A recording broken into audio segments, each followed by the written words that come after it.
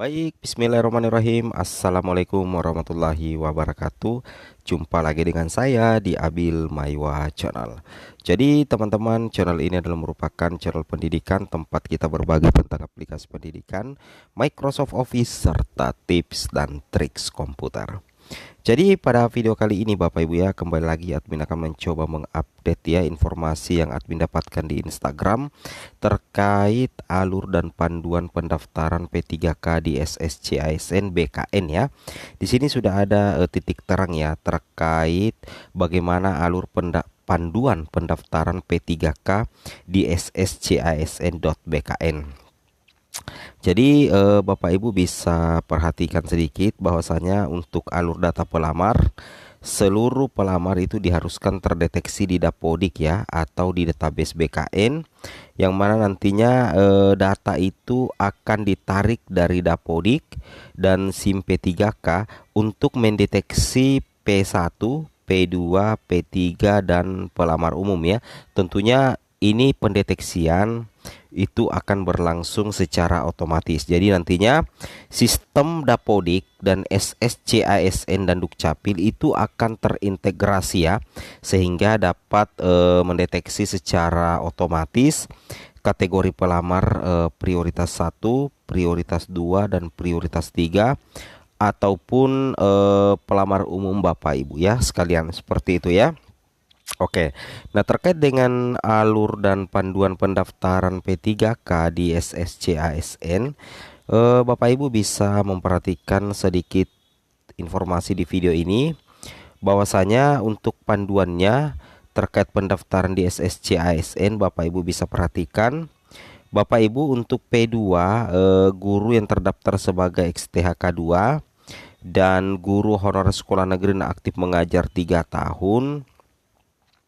Itu nantinya untuk pelamar P2 dan P3 yang belum memiliki akun ya. Jadi yang sudah memiliki akun tentunya sisa login saja Bapak Ibu ya. Di sini ceritanya Bapak Ibu login ya untuk reaktivasi akun di laman SSCASN. Jadi cara seperti ini.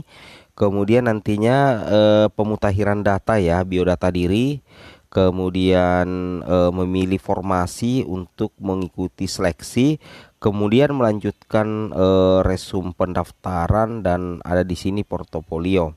Jadi intinya bagi pelamar P2 dan P3 yang belum memiliki SSCASN tentunya wajib untuk melakukan proses pendaftaran. Sedangkan sudah memiliki akun, sisa login untuk reaktivasi Bapak Ibu ya.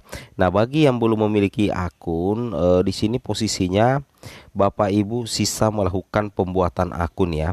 Pendaftaran SSCASN P3K Guru 2022. Yang mana di sini Bapak Ibu melakukan proses pendaftaran dengan mengisikan biodata di tempat pendaftaran ya di SSCASN. Nah, jadi pada tahap ini itu akan ada pencocokan data pelamar dengan database Dukcapil ya pada saat Bapak Ibu mendaftar di SSCASN.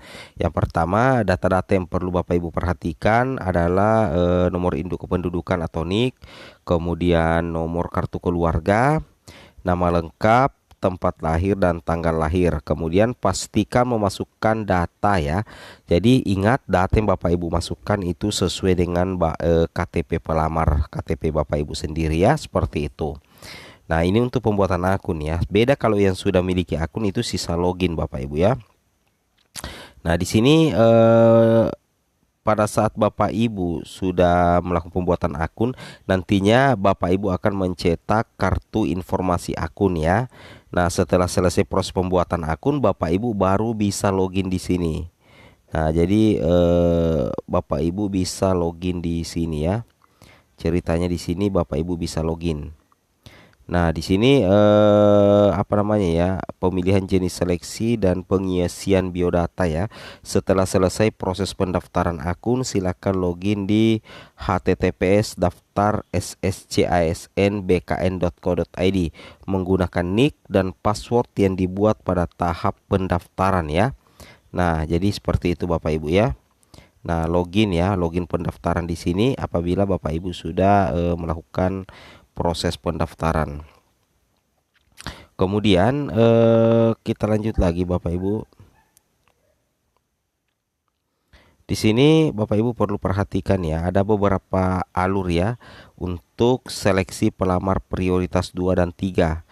Jadi untuk P2 dan P3 ya, beda kalau pelamar prioritas 1 tentunya itu berbeda karena sisa login, kemudian nantinya itu akan penempatan ya. Kalau pelamar prioritas 2 dan 3 itu tentunya terdiri dari THK 2 dan guru honorer di sekolah negeri Bapak Ibu ya. Nah, di sini ceritanya login ya ke SSC ASN, dan apabila Bapak Ibu tidak memiliki akun, Bapak Ibu wajib untuk daftar ya. Kemudian setelah itu Bapak Ibu melakukan pemilihan formasi.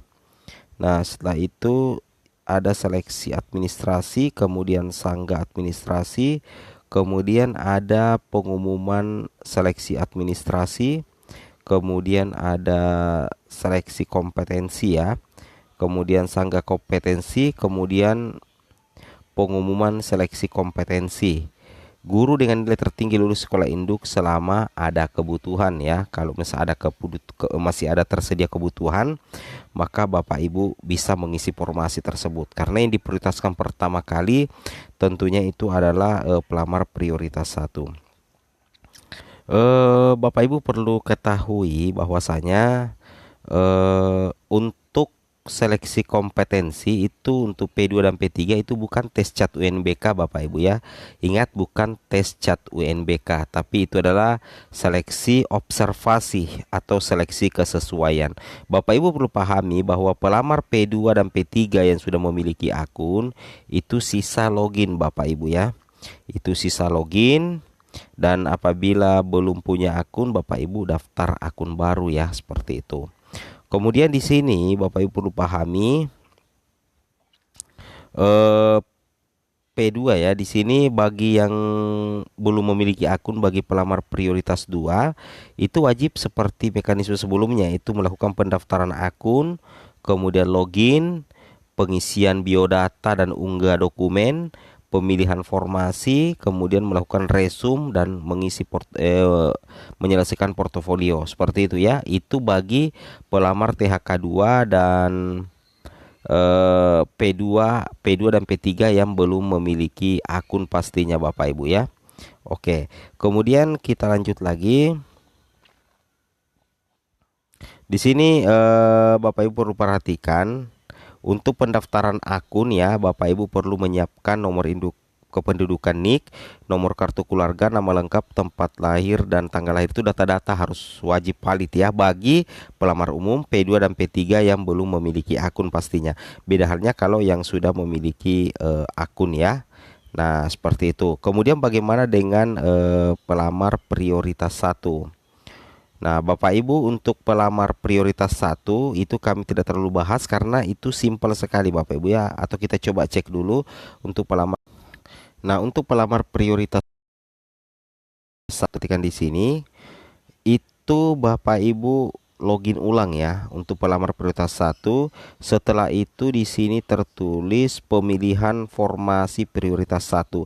Nantinya akan muncul apabila Bapak Ibu mendapatkan formasi atau penempatan, akan muncul penempatan di situ yang tentunya itu berdasarkan penyesuaian formasi oleh Kemendikbudristek Bapak Ibu ya. Kemudian setelah itu akan ada pengumuman prioritas 1. Jadi cukup simpel ya kalau untuk pelamar prioritas 1 ya yang mendapatkan formasi.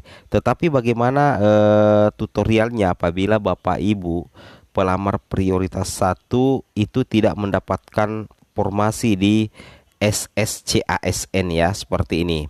Nah, caranya seperti ini Bapak. Sedangkan bagi pelamar prioritas yang tidak mendapatkan formasi, begini ciri-cirinya Bapak Ibu ya, ciri-ciri atau tanda-tandanya. Misalkan ketika Bapak Ibu login di SSCIS nantinya, maka kemungkinan akan muncul ya belum mendapatkan formasi atau belum mendapatkan penempatan. Nantinya kalau Bapak Ibu belum mendapatkan penempatan, tentunya akan ada dua menu ya, setuju atau tidak. Apabila Bapak Ibu setuju, maka Bapak Ibu akan ditempatkan sebagai guru honorer di tempat tugas saat ini. Tetapi apabila Bapak Ibu memilih tidak, maka secara otomatis Bapak Ibu akan turun prioritas, sehingga Bapak Ibu memilih untuk mengikuti seleksi kompetensi ya. Nah, jadi intinya itu ya, seperti itu alur bagi pelamar P1 yang ketika login di SSC ASN itu tidak mendapatkan kuota formasi. Oke, mungkin cukup sampai di sini informasinya. Assalamualaikum warahmatullahi wabarakatuh.